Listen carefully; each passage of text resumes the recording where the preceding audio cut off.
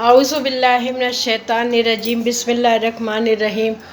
और मेरे देखने वालों, मेरी बहनों, मेरे भाइयों, कैसे हो? अल्लाह आप सबको खुश रखे, अल्लाह आप सबको शादो आबाद रखे अपने घरों में। खूब खूब अल्लाह आपके घरों में बरकत दे। तो आज मैं आपको एक छोटा सा वाक़या बताती हूँ, जो अभी अभी का वाक़या है। मुश्किल से आधे घंटे पहले का ही वाक़या है। एक मतलब मैं ये कहना चाह रही हूँ आप लोगों से कि हमें हमारी मौत और ज़िंदगी का कोई पता नहीं है।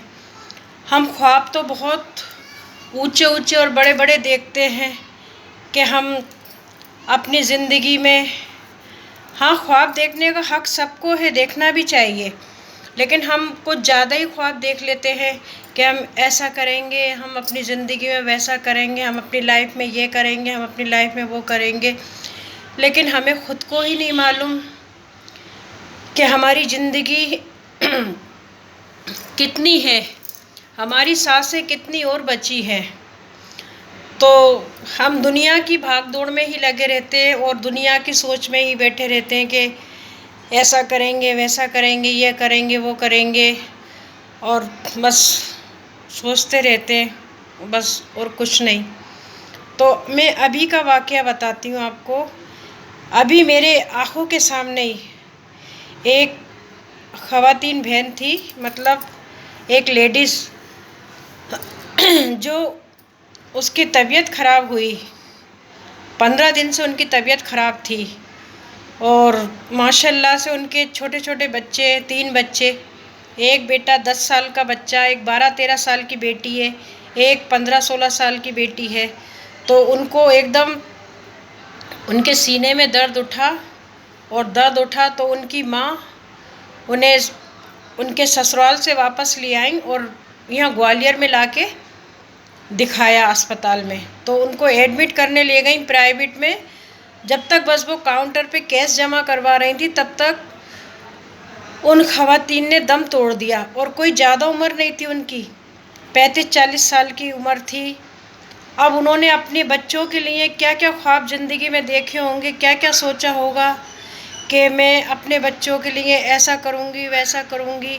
लेकिन उन्हें ये पता था कि मैं अपने घर से जा रही हूँ अपने मायके, तो अब कभी लौट कर नहीं आऊँगी। तो कहती हूँ इन्ना लिल्लाहि व इलैहि राजिऊन। अल्लाह उनको जन्नत आला फिरदौस में जगह दे, अल्लाह उनकी मग़फ़िरत फ़रमाए। मोमिन थी वो भी, अल्लाह उनकी मग़फ़िरत फ़रमाए। बस यही कहूँगी मैं, और तो मैं कुछ नहीं कहूँगी। तो बस मेरा कहने का मतलब यही है कि हम बहुत बड़े बड़े ख्वाब देखते हैं, तो हमें कुछ ऐसे काम कर लेना चाहिए जो हमारे साथ जाएं। आज जब हम इंसान ख़त्म हो जाता है, हम मर जाते हैं, हमारी रूह अल्लाह कब्ज़ कर लेते हैं, फ़रिश्ते कब्ज़ कर लेते हैं, तो हमें फिर इतनी सी भी मोहलत नहीं मिलती कि हम अपने घर वालों से या अपने बच्चों से या अपनी फ़लाँ चीज़ कहाँ छोड़ के आएँ, कहाँ रख के आएँ, किसी से कह दें।